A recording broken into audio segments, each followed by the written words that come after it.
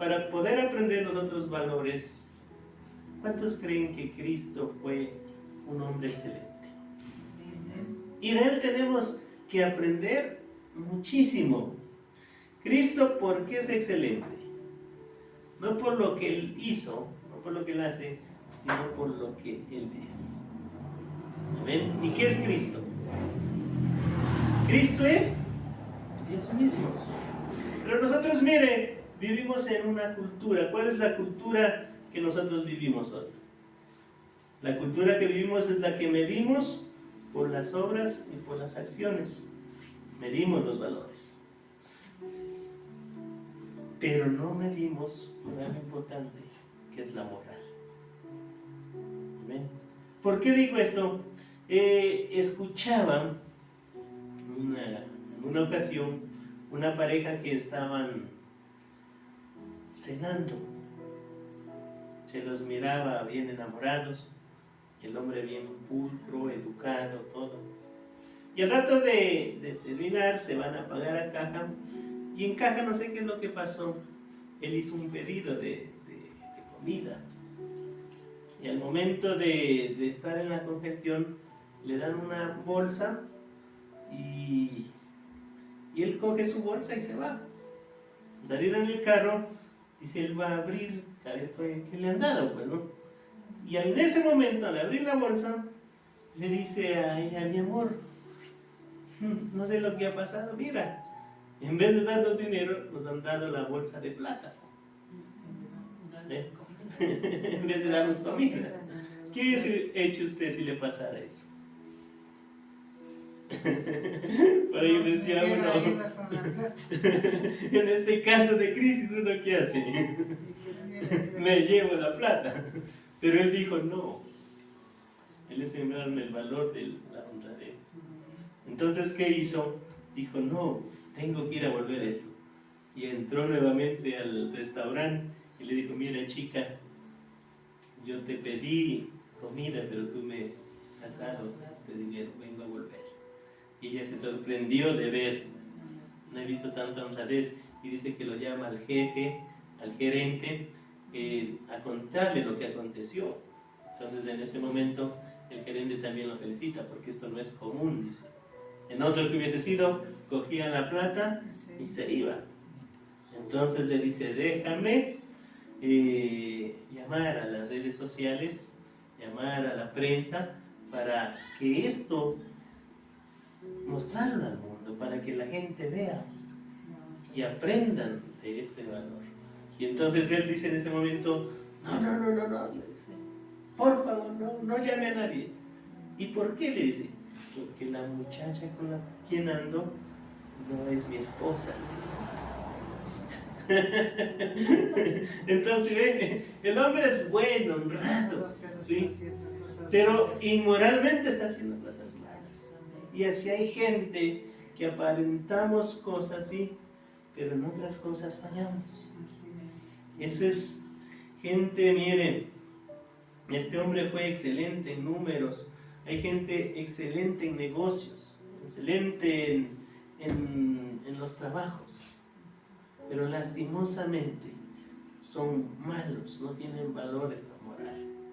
Y eso vemos en la sociedad, es lo más que se ve. Yo quiero preguntarle a usted, no sé si en su vida personal alguien le inspira a usted. ¿Quién le inspira en su vida? ¿Un predicador? ¿La esposa? ¿El esposo? ¿Alguien que le inspira en su vida? ¿Qué dice ahorita? ¿Quién le inspira en su vida? Los nietos. Para seguir adelante, ¿cierto? Que siempre alguien, nosotros nos inspira en la vida para seguir adelante. Pueden ser los hijos, nos inspiran, son motivo para qué, para seguir, para luchar, para trabajar.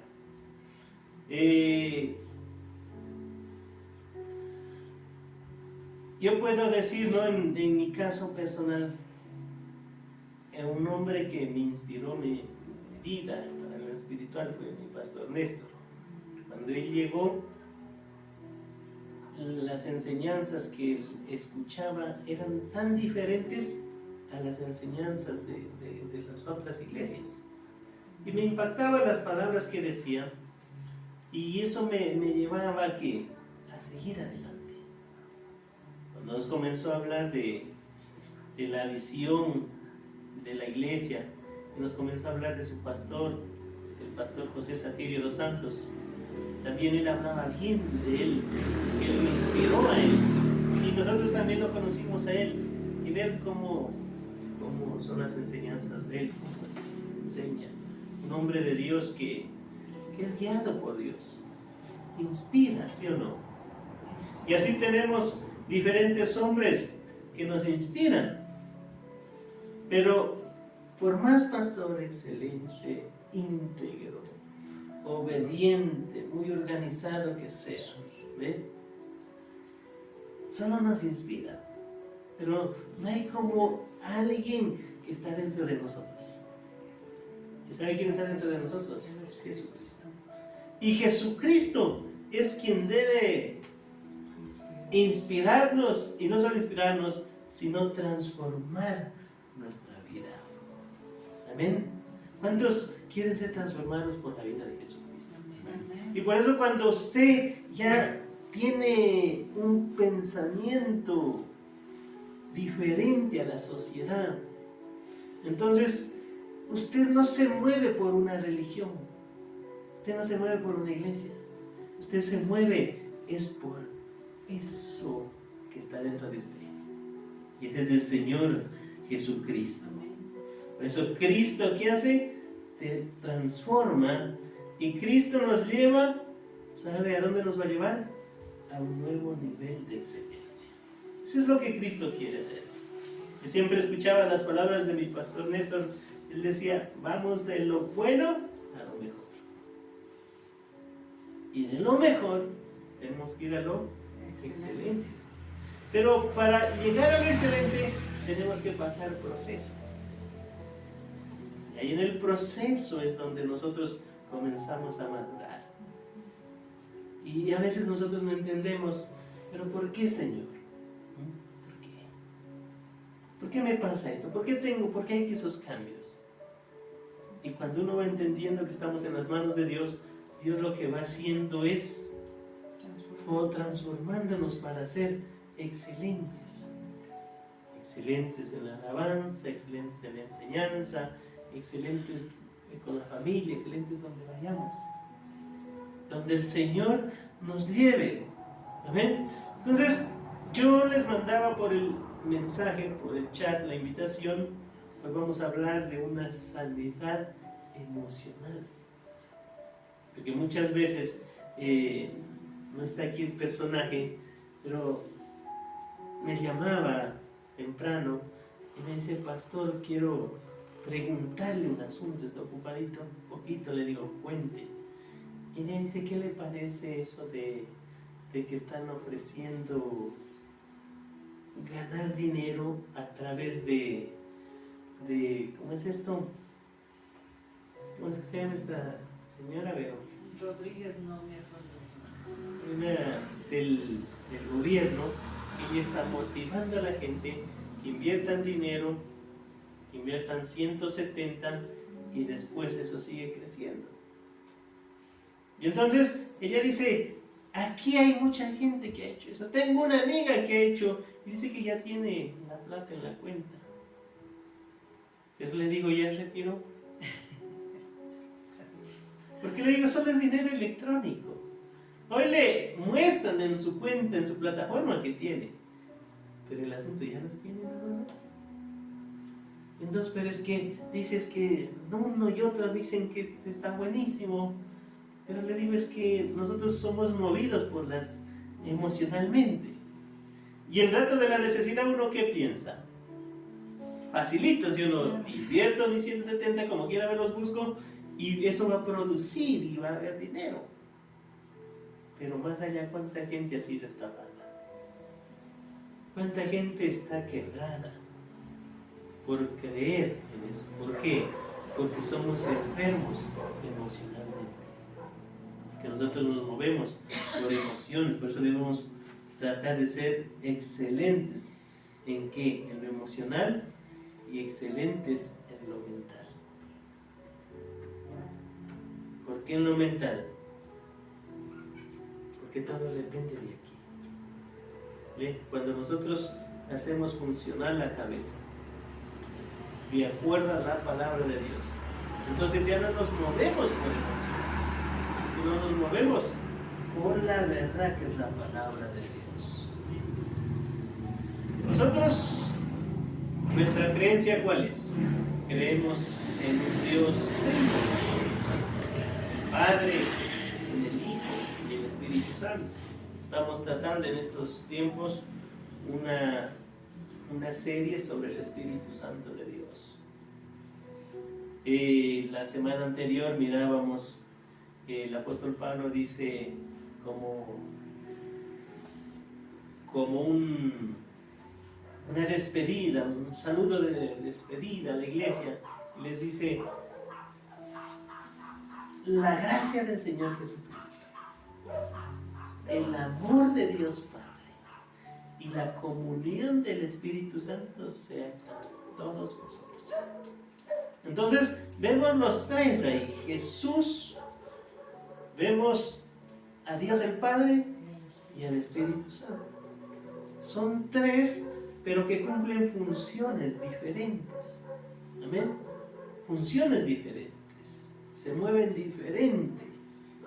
La gracia de Dios, la gracia de Jesús. Él es el que vino a pagar el precio de nuestro pecado. Y por gracia somos salvos. El amor de Dios se estableció sobre nosotros a través de su Hijo. Y tanto Dios nos ama. Pero el Espíritu Santo es la comunión. Y es lo que nosotros debemos empezar a tener comunión con Él. Pero ¿quién es el Espíritu Santo de Dios? El Espíritu Santo es Dios mismo. Sino que en otra función. Amén. Cristo se fue, el Espíritu Santo quedó. Y el Espíritu Santo sigue trabajando en nosotros. Hoy vamos a hablar de Jesús. ¿Quién es Jesús? Cuando hablamos de Jesús, ¿sí? Jesús es el Hijo de Dios, pero también es el Dios hecho carne. Amén. Es Dios mismo. Si usted ve en Juan 1:1, ahí dice, en el principio de Juan 1:1, póngame ahí, Juan 1:1 dice: en el principio era el Verbo, Juan 1:1, y el Verbo era con Dios. ¿Y el Verbo quién era? Es Dios mismo. ¿Sí o no? Entonces, en Hebreos 1:3, vamos a analizar aquí la palabra del Señor. Vamos a hablar de alguien que fue excelente. Mire, Cristo fue 100% Dios. Él fue excelente, ¿por qué? Porque es Dios. Amén. Pero también Él fue humano y fue excelentemente en su humanidad un hombre excelente. El cual, mire, siendo el resplandor de su gloria, está hablando de Cristo, y la imagen misma de su sustancia, y quien sustenta todas las cosas con la palabra de su poder, habiendo efectuado la purificación de nuestros pecados por medio de sí mismo, se sentó a la diestra de la majestad de las alturas. ¿De quién está hablando? De Jesús. ¿Sí? De Él. Es la esencia, es la sustancia, es el resplandor de su gloria. ¿Quién es el que se merece la gloria? Dios, ¿sí o no? Para Él es toda la gloria.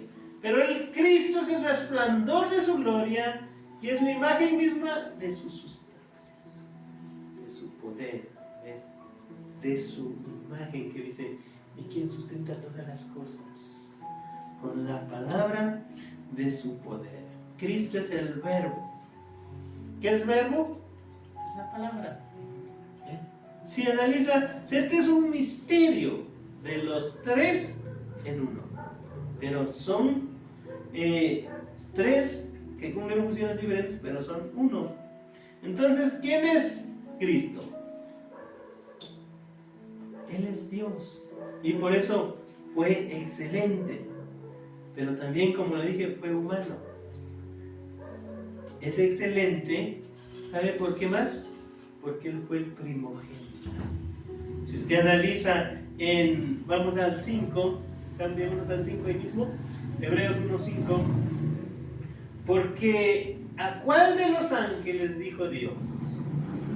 A ver, ¿por qué? ¿A cuál de los ángeles dijo Dios jamás? Mi hijo eres tú.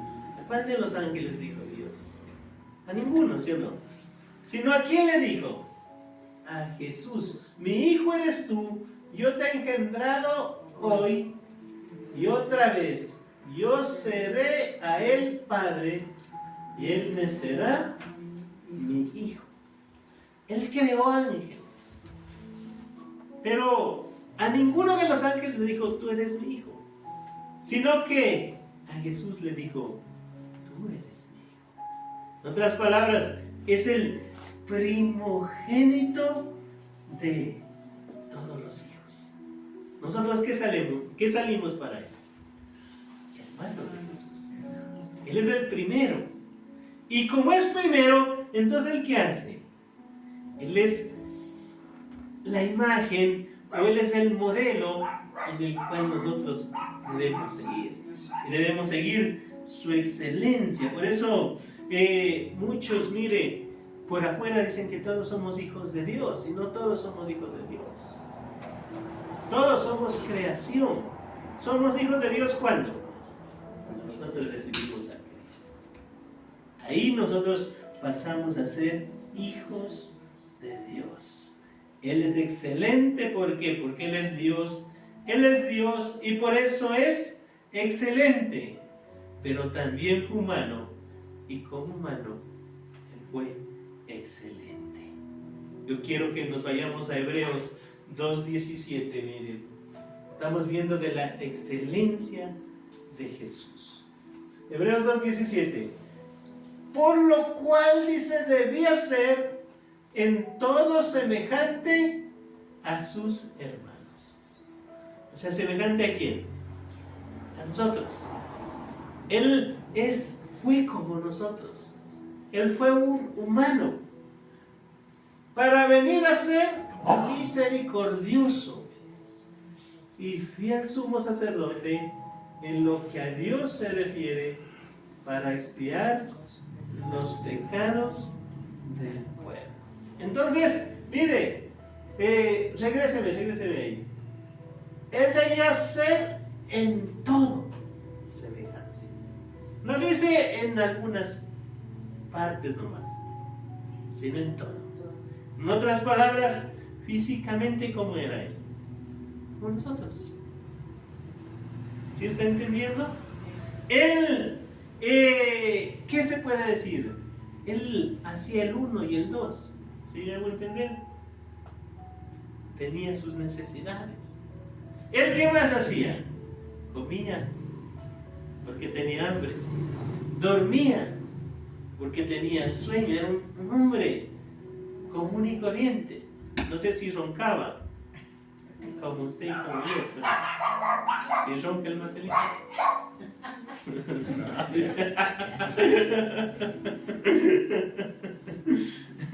Él se reía como nosotros, pero también se enojaba, como algunos de nosotros nos enojamos, ¿sí o no?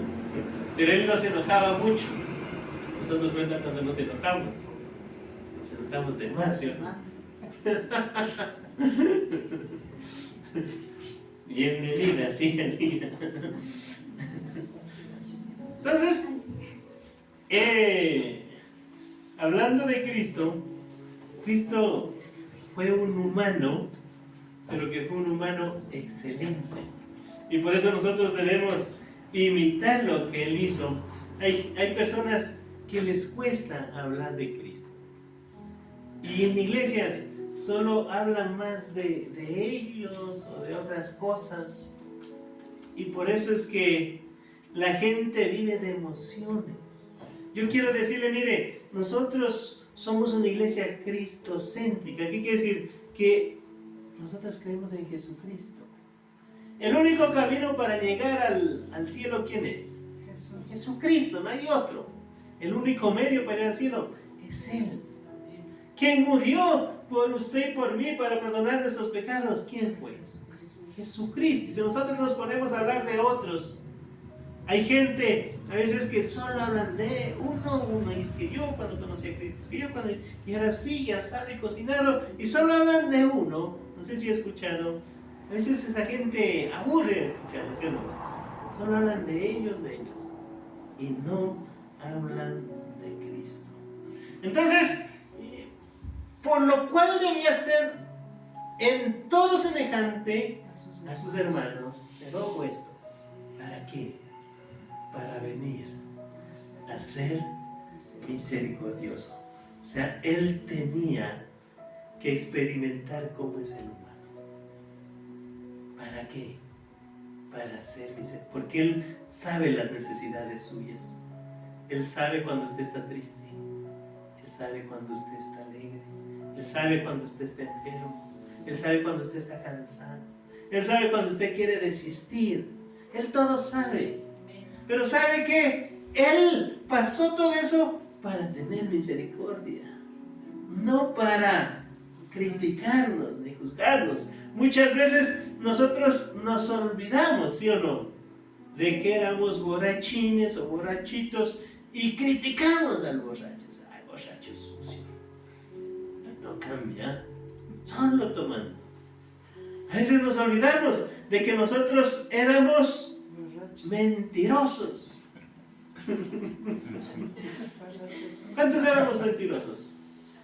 Y no tenemos paciencia con el que miente, ¿sí o no? Ay, qué mentirosas, ¿cuándo cambiará? Y entonces, ¿dónde está la misericordia? ¿Cuántos éramos chismosos? Nos encantaba el chisme y por ahí decimos, ay, ese, ¿qué tan chismoso que es? Jesús experimentó todas esas cosas, ¿para qué? Para tener misericordia de nosotros.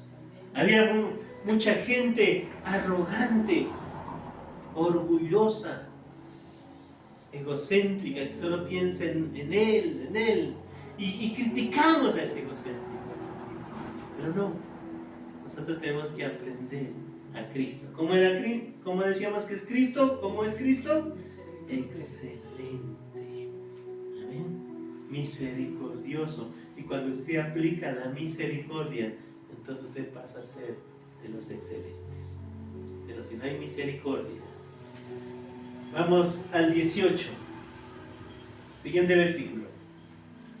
Pues en cuanto él mismo padeció, siendo tentado, es poderoso para socorrer a los que son tentados. ¿Cuántos han sido tentados? Tentados a pecar. Él fue tentado de pronto a no venir, pero vino, ¿sí o no? Algunos fueron tentados a quedarse y se quedaron ahí. Casi. Tentados de pronto. La tentación está en la puerta. La tentación está ahí que nos sigue. El tentador siempre está viendo la manera de ponernos una zancadilla para hacernos caer, para reírse de nosotros.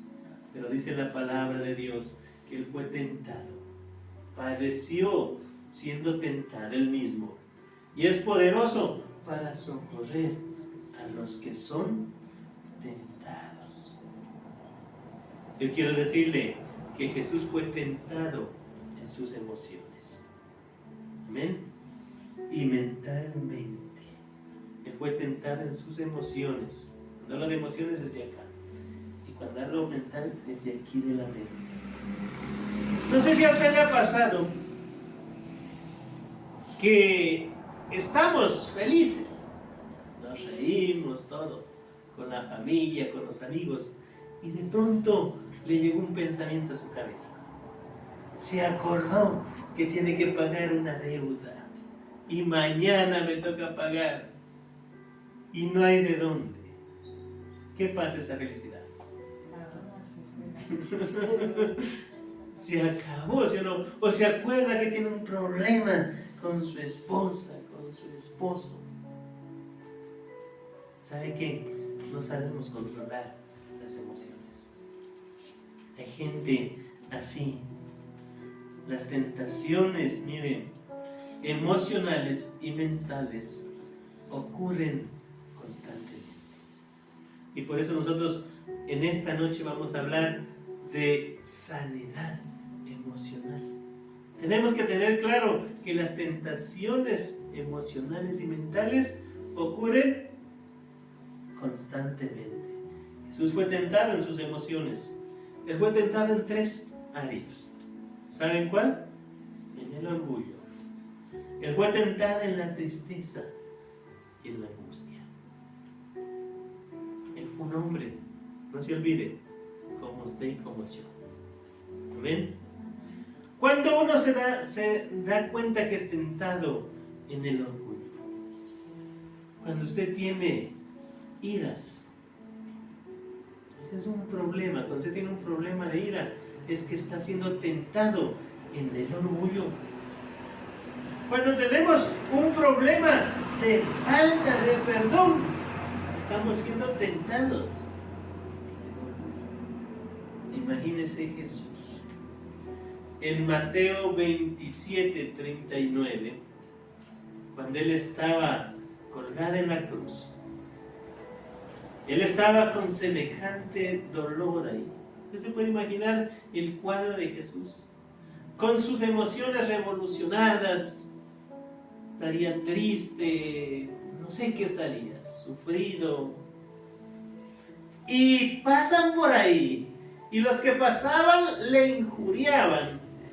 En otras palabras, se le burlaban, se mojaban, meneando la cabeza.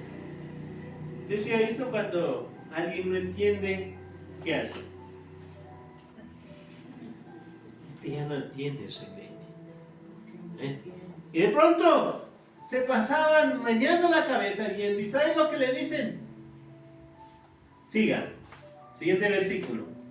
Y diciendo, tú que derribas el templo y en 3 días lo reedificas, sálvate a ti mismo, si eres el Hijo de Dios, y desciende de la cruz. Bájate de esa cruz. ¿No cree que Jesús fue tentado? ¿Ah? Qué ganas de decirle, sí, me bajo a ver algún problema. Podían reaccionar así. Pero también podía reaccionar, yo aquí estoy por ustedes y ustedes no consideran lo que estoy haciendo. Las emociones, en el orgullo. No sé, cuando de pronto alguien a usted le insulta, ¿cómo reacciona? Nosotros en el volante, en el camino, cuando uno anda manejando, a veces alguien se lo cruza por ahí o le pita de atrás, muévete hacia un lado. Y ahora uno, ¿qué hace? Pasa por encima si quieres. Somos tentados en las emociones. ¿Por qué no hacemos una lista y siga, que Dios te ama, que vaya bien? Pero eso es que nosotros somos tentados a diario, constantemente, en las emociones. Cuando Jesucristo, imagínense, fue tentado en el huerto de Getsemaní. En Mateo 26:38, mire lo que dice Jesús. Entonces Jesús les dijo, mi alma está como triste, muy triste. No está solo triste, está muy triste, con exageración, hasta la muerte. Quedaos aquí y velad conmigo. Tremendo es esto. Él estaba tentado en que decíamos, en la angustia. Mañana me van a matar. Y como era humano, era normal que se angustie, ¿sí o no? Es normal que nosotros nos angustiemos, que estemos tristes. Aunque a veces la religiosidad nos hace decir, a ver, debemos estar todos contentos. Aunque esté triste, debe estar contento. Aunque esté pasando problemas, esté contento. Y a veces no se puede, ¿sí o no? Cristo estuvo triste, sufrió, estaba angustiado. Y usted y yo también nos va a pasar momentos así, de tristeza. Por eso yo digo, se vale estar triste, a veces se vale llorar. La Biblia dice que somos bienaventurados los llorones, porque de ellos es el reino de los cielos. ¿Cuántos lloran? ¿Sí saben llorar o no? Sí, sí. La Biblia dice que para todo hay tiempo. Hay tiempo para reír, pero también hay tiempo para llorar. Amén. Hay tiempo para estar triste, pero también hay tiempo para estar feliz. Hay tiempos de estar angustiados, como me pasó a mí hace un mes atrás, angustiado, quedado allá en el Cachi, 15 días allá de ese carro, y angustiado, y me pasó ¿qué no me pasó? Y angustiado.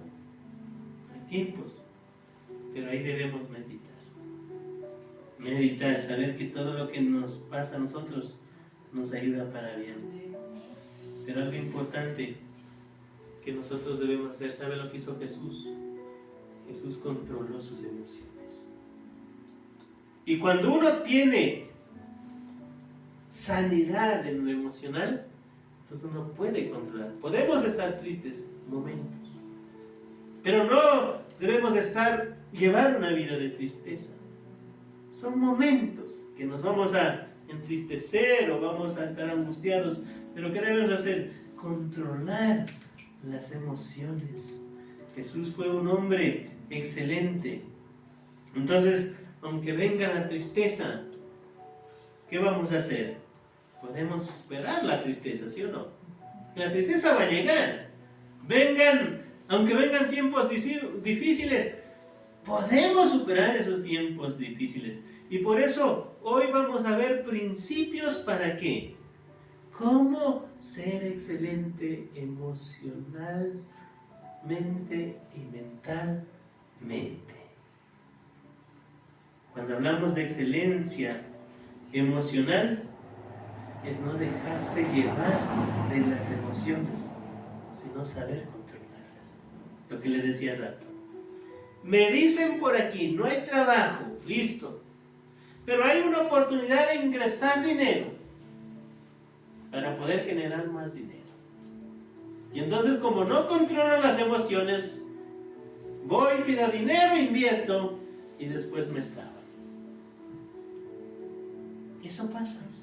Y hay mucha gente que está quebrada, está endeudada. Yo tengo gente cercana, gente conocida, aún familiares que han caído en esto.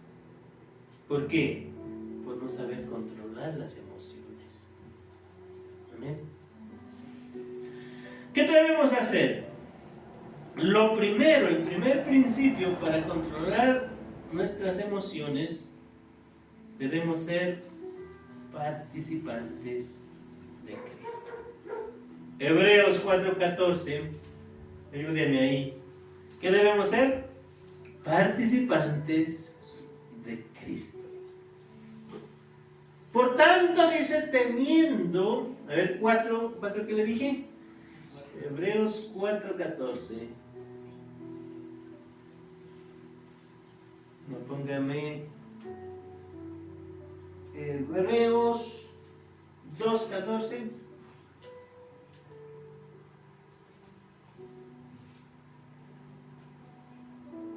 Aquí está.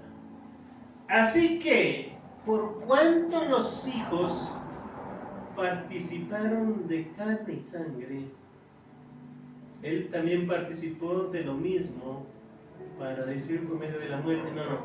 3 cartas eran. Vamos a adivinar el versículo. Ese sí es. Dice, a ver, ¿sí leen? Sí. Porque somos hechos Participantes de Cristo. Tal que retengamos firmes hasta el fin nuestra confianza desde el principio. desde el principio. ¿Qué somos? Hechos. Usted y yo fuimos hechos. ¿Pero qué? Participantes de Cristo. Con tal que retengamos firmes hasta el fin nuestra confianza desde el principio. Si Dios lo llama a usted, no es para retroceder, es para mantenernos firmes. ¿Qué es participante? Esta palabra participante, nosotros somos participantes de la gloria de Dios. Él es nuestro hermano primogénito. Nosotros somos herederos. Él es el heredero y nosotros somos coherederos. Esta carta de los hebreos fue escrita a los judíos, ¿para qué?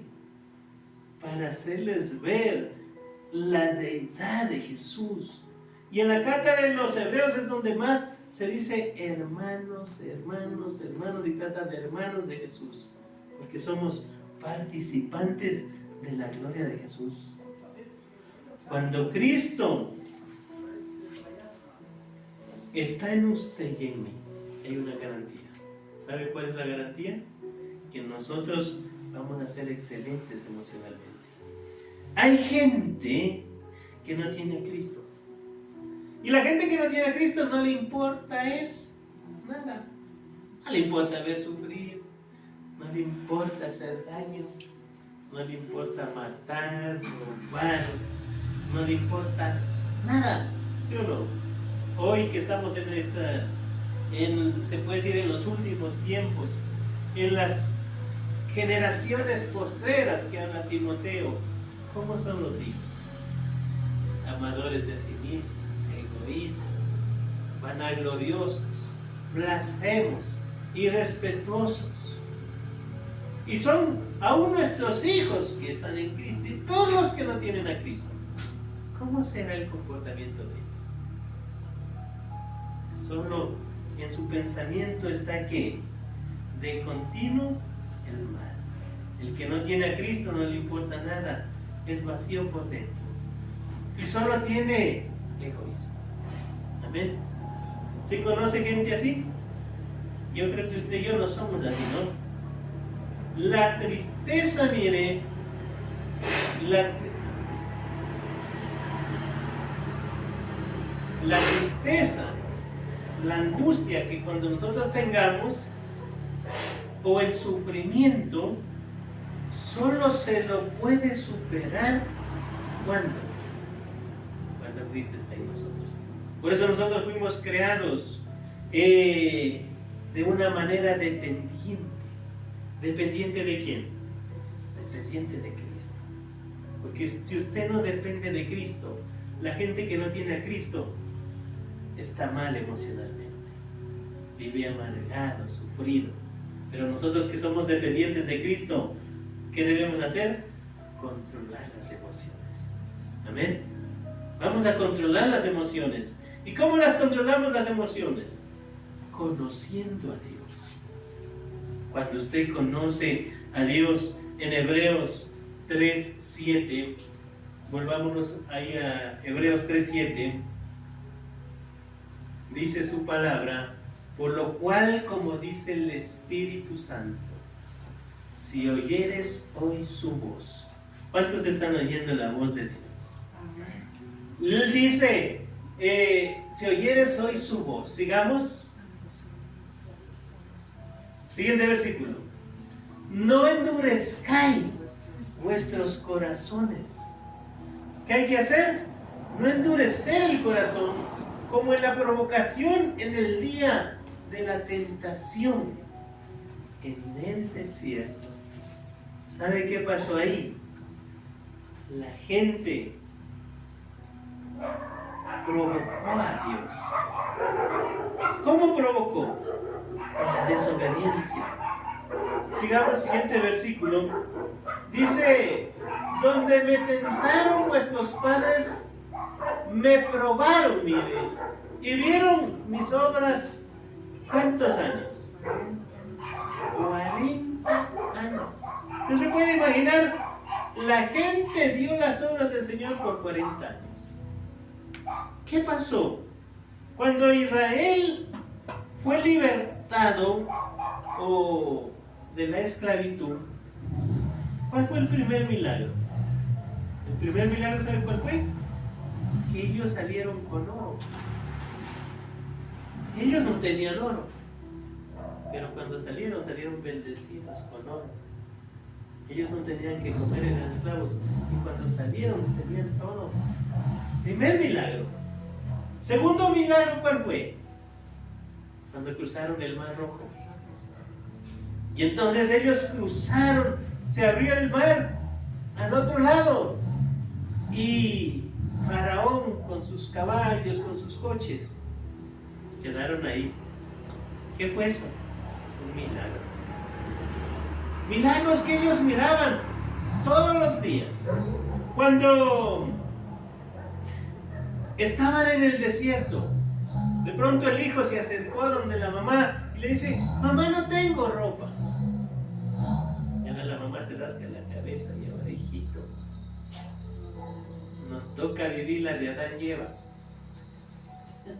a vivir sin ropa. Pero cuando ella está diciendo eso, ¿sabe qué es lo que pasa? Dice que empezó a crecer la ropa, empezó a crecer el calzado en sus pies, su ropa no se envejecía. ¿Qué es eso? Milagros.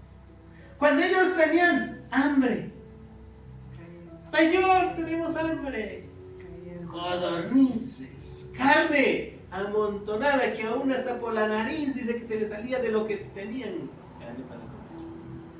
Miraron. ¿Qué hicieron ellos? Vieron milagros por 40 años. Pero ¿sabe qué es lo que les dice? Siguiente versículo, en el 10. A causa de lo cual me disgusté contra esa generación y dije, siempre andan vagando en su corazón y no han conocido mis caminos. ¿Cómo era el pensamiento de ellos? Siempre andan vagando, pensando en cosas vanas, vagabundos. ¿Por qué? Porque no conocieron mis caminos, dice. Cuando el hombre no conoce los caminos del Señor, siempre el corazón comanda, vagando.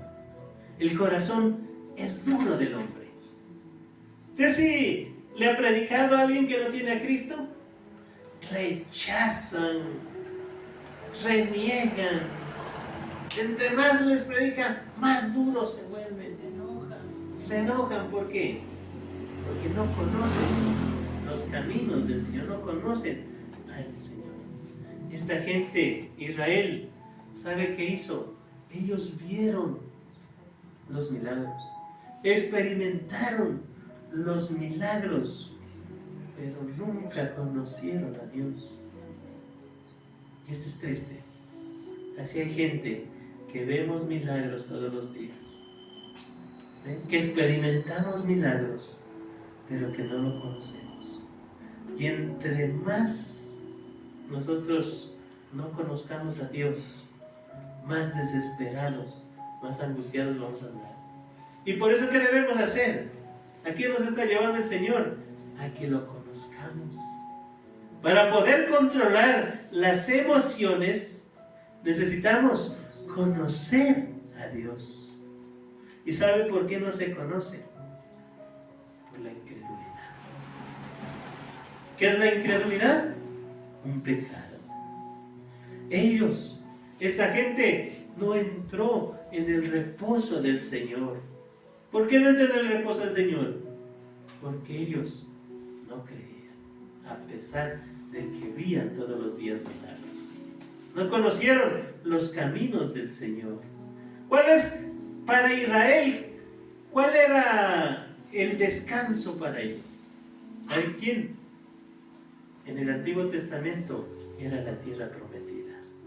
Entrar al reposo para ellos era la tierra prometida. Pero para nosotros hoy, ¿cuál es nuestro reposo? Jesús. Jesucristo, ¿sí o no? Y cuando usted conoce a Jesucristo, entonces Él debe ser su reposo. Y por eso Él dice, vengan a mí, echen sus cargas sobre mí. ¿Y qué pasa? Yo los hago descansar. La mayoría de personas que están en angustias, en sufrimientos, en depresión, es porque no han conocido a Cristo. No sé si a usted le pasa que se angustió, como decíamos, estamos bien nomás riéndonos y de pronto nos vino a la mente un pensamiento. ¿Sabe por qué? Porque no conocemos a Cristo. Y cuando no se conoce a Cristo, en la incredulidad que hay, dureza de corazón. Se anda divagando, no tiene un norte definido, no conoce a Dios y no entra en el reposo. Lo tercero que tenemos que hacer es construir una mente bíblica. ¿Qué vamos a hacer? Construir una mente bíblica. Amén. ¿Y cómo es eso de construir una mente bíblica? En Hebreos 4:12 dice la palabra del Señor, porque la palabra de Dios es viva y eficaz. ¿Cuántos creen que la palabra de Dios es eficaz? La palabra de Dios sigue. Ella no ha muerto y nunca va a morir. Y la palabra de Dios, aquellos que deciden creer en ella, conocer a Dios a través de ella, entonces ¿sabe qué? ¿Qué produce? Es más cortante que toda espada de dos filos y penetra hasta partir el alma y el espíritu, las coyunturas y los tuétanos, y discierne los pensamientos y las intenciones del corazón. ¿Sabe qué? Cuando habla de pensamientos, discierne los pensamientos, la palabra nos hace meditar, ¿sí o no? Porque a veces nosotros tenemos pensamientos equivocados. Pensamientos, estamos confundidos cómo actúa Dios o de la vida que estamos viviendo. O a veces pensamos que vamos por buenos caminos y la palabra de Dios dice, hay caminos que al hombre le parecen derechos, pero al fin son caminos de muerte. Hay que meditar en qué caminos estamos transitando. Entonces, aquí dice, mire, la palabra de Dios es viva y eficaz y es más cortante que toda espada de dos filos y penetra hasta partir el alma. Cuando habla de alma, está hablando de las emociones, de los sentimientos. ¿Ve? Y parte entre el alma y el espíritu. ¿Y sabe dónde nosotros más luchamos? ¿Dónde es la lucha espiritual? Aquí. ¿Sabe que Satanás no quiere que usted escuche la palabra? Satanás quiere distraerlo. En la prédica es donde más luchamos. Y la gente sabe que comienza a ¿qué?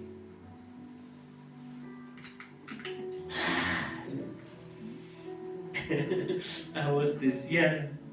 Nos da sueño. En el celular nos entran los mensajes y comenzamos a sacar el celular despacito a ver quién es. ¿Pasa o no pasa?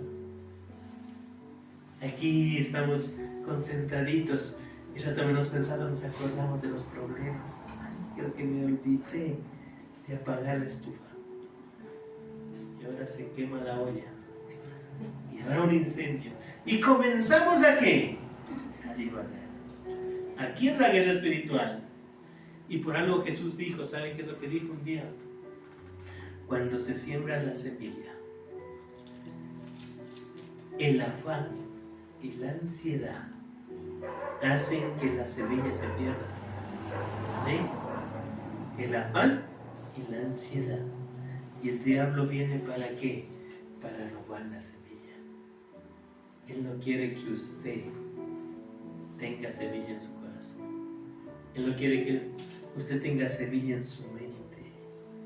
Y yo quiero motivarlo a que no vivamos de la prédica del viernes y la del domingo, sino que quiero motivarlo a que debemos acostumbrarnos a construir una mente bíblica. ¿Y cómo construimos la mente bíblica? Leyendo todos los días, meditando todos los días en la palabra del Señor. Amén. Estudiando la palabra del Señor. Sacarnos tiempo, dejar de pronto unos minuticos de dormir más y comenzar a leer la palabra de Dios, escuchar alabanzas, prédicas, construir una mente bíblica, edificar nuestra mente de la palabra de Dios. Eso es lo que debemos hacer, porque hay gente, mire, y yo conozco en nuestra iglesia en Ibarra ha llegado de todo. Hay gente que dice, aquí no sentí el Espíritu Santo de Dios, me voy a buscar otra. ¿Y por qué no sentí el Espíritu Santo de Dios? Porque no se le pararon los pelos, dice. A veces se eriza uno, ¿sí o no? O porque no hablaron en lenguas, no se sintió el mover del Espíritu Santo, entonces me voy a buscar otra iglesia. Y la gente anda de iglesia en iglesia. Pero ¿sabe por qué es así? Porque no tienen una mente bíblica. Porque no construyeron una mente bíblica. Vivimos solo de emociones.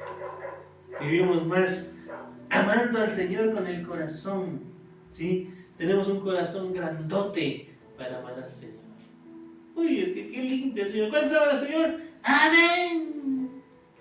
¿Cuántos quieren servir?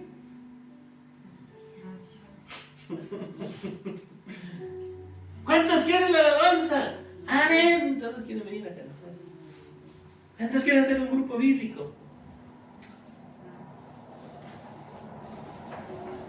No construimos una mente bíblica. Cuando la mente se alinea a la palabra, entonces puedes controlar tus emociones. ¿Por qué David decía, alma mía, no te angusties? Porque él tenía una mente bíblica. No te angusties. Él decía, ¿de dónde viene mi socorro? Estaba en angustia, ¿sí o no? Pero él decía, mi socorro viene de los montes, del cielo. De allá viene mi socorro. Porque tenía una mente bíblica. Hebreos 5:12 dice la palabra de Dios, mire, porque debiendo ser ya maestros después de tanto tiempo. ¿Cuánto tiempo estamos en la iglesia? Algunos ya nos vamos a jubilar, ¿sí o no? Ya estamos por pedir la jubilación. Pero aquí dice la palabra, porque debiendo ser ya maestros después de tanto tiempo, tenéis necesidad de que se os vuelva a enseñar cuáles son los primeros rudimentos de la palabra de Dios. Y habéis llegado a ser tales que tenéis necesidad de leche y no de alimento sólido. Sigamos.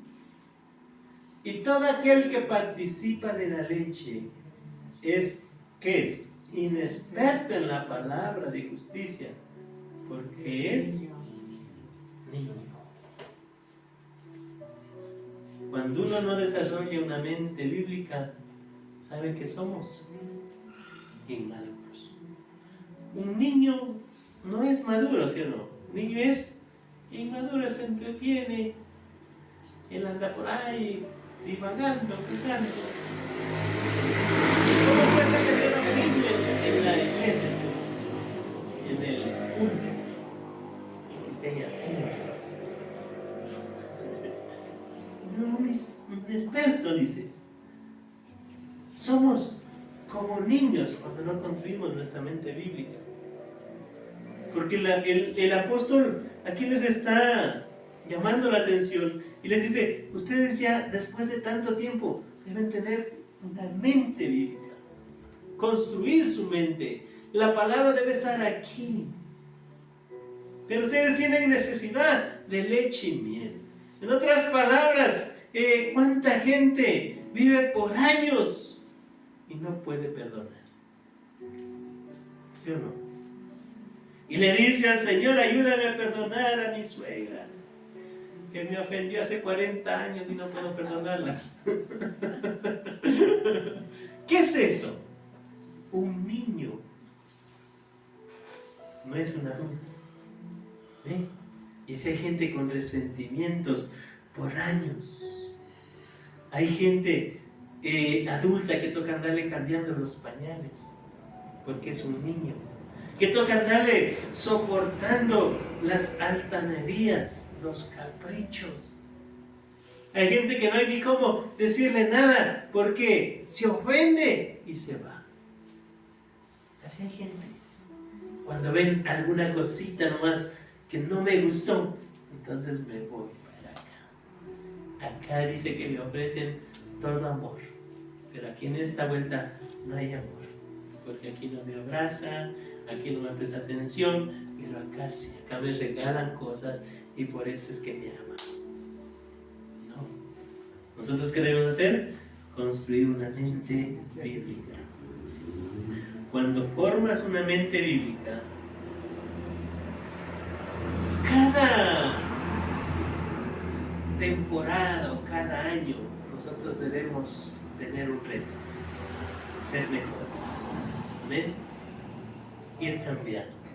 Si hoy en el 2024 ya estamos más maduritos, en el 2025 ¿cómo debemos estar? El doble de maduros, comprometidos con el Señor. Amén.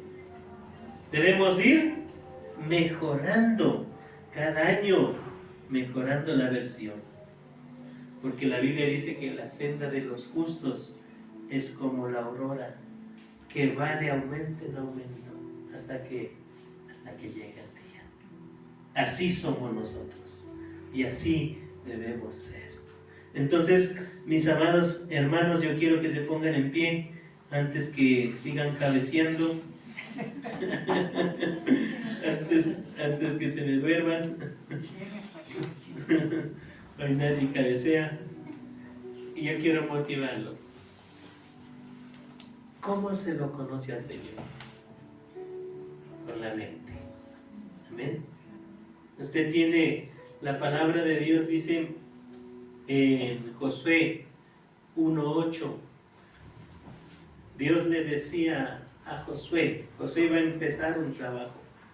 Y el trabajo de él era liderar, llevar al pueblo y pasar a la tierra prometida. Pero él le dijo, mira que te mando que te esfuerces y seas valiente. Pero ¿para qué le mandaba que se esfuerce y sea valiente? Para que lea la palabra, para que estudie la palabra.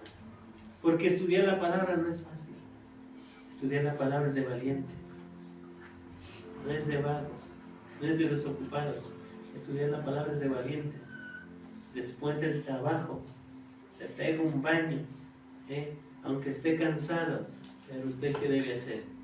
Meditar en la palabra. ¿Por qué?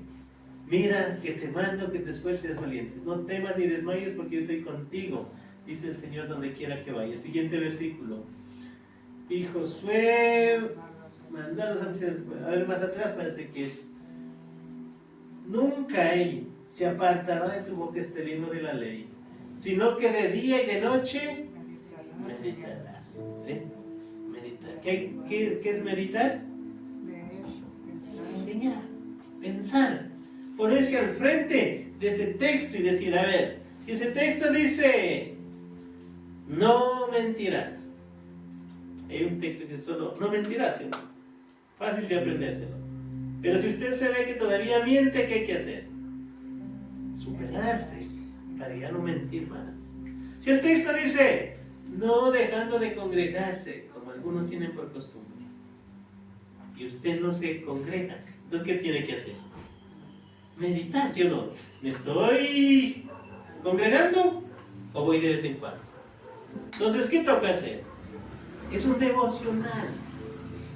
Y por eso el Señor le dijo, mira que te mando que te esfuerces, seas valiente, ¿sí? Nunca se aparte de tu boca este libro de la ley, sino que de día y de noche meditarás en él, para que guardes y hagas, conforme a todo lo que en él está escrito, porque entonces harás prosperar tu camino y todo te saldrá bien. Entonces, lo primero, le conozco a Dios con la mente. Lo segundo, me enamoro de Dios. ¿Con qué nos enamoramos?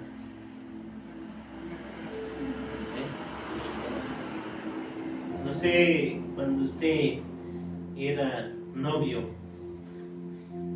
y tuvo su enamorada y dijo, le conocí. Y como le conocí, me enamoré. Y como me enamoré, me casé. Pero lastimosamente no le conocí porque ahora no es el mismo como era antes, ¿sí o no? ¿Pasa eso o no? ¿Por qué eso decimos? ¿Por qué se casó? Porque le conocí. ¿Cómo le conocí? Me enamoré. Así es con Dios. Cuando usted le conoce, se enamora. Lo conoce con la mente, se enamora con el corazón. Y comienza ¿a qué? A obedecer. ¿Con qué obedecemos? Levante las manos. Le obedecemos con estas manos. ¿Para qué son estas manos? Para trabajar, ¿sí o no? Las manos representan trabajo. Y entonces cuando usted conoce, usted se enamora, usted tiene un compromiso de trabajar en lo suyo y para el Señor. Amén. No se olvide que usted es siervo del Señor. Usted le sirve al Señor. Y no descuidemos la parte espiritual, porque es esencial la parte espiritual. Si nosotros le conocemos, nos enamoramos y le obedecemos, ¿sabe cuál va a ser el resultado? Vamos a ser transformados en cuerpo, alma y espíritu, porque ese es el proceso: conocerle, amarle, obedecerle, y el resultado es la transformación. Porque ¿de qué sirve conocerle? ¿De qué sirve amarle? Y si no le obedecemos, no hay ninguna transformación. Solo tenemos una religión. Y por eso cuando usted le conoce a Dios, se enamora de Él, y la palabra de Dios dice al enemigo, ¿qué hay que hacer? Perdonarle, ¿sí o no? Al que te ofende, bendígalo. ¿Por qué? Porque conoce y obedece. Entonces, sí, es cierto que le vas a tener heridas, que algunos por bobadas tienen heridas, ¿sí o no? Entonces yo le conozco a Dios, me enamoro de Él, y Él dice, airaos, ya un ratico, pero no se enoje, no se enoje, porque hay personas que se enojan, y cuando se enojan, ¿qué pasa? Empiezan a gritar, y cuando gritan, comienzan a maldecir, y maldecir es hablar mal. ¿Y un hijo de Dios será de andar hablando mal? ¡Que te murieras! ¡Vas a ver! ¡Qué bueno! No. Un hijo de Dios es de hablar bien, de bendecir, aunque usted esté viendo ahí el error por ahí, y usted ve que es dejado en el nombre de Jesús. Este va a ser un siervo tuyo. Declaro y creo, y yo te voy a ayudar. ¿Cómo? ¿Castigándole? No. ¿Cómo trabaja Jesús con nosotros? ¿O Dios con nosotros? ¿Cómo fue Él? Fue hombre como usted y como yo. Fue excelente. ¿Pero para qué? Para ser misericordioso. Y eso es lo que nosotros como iglesia debemos ser. misericordiosos. Y cuando usted aplique la misericordia, entonces usted se parece a Cristo y va a ser transformado en cuerpo, alma y espíritu. Cerremos los ojitos.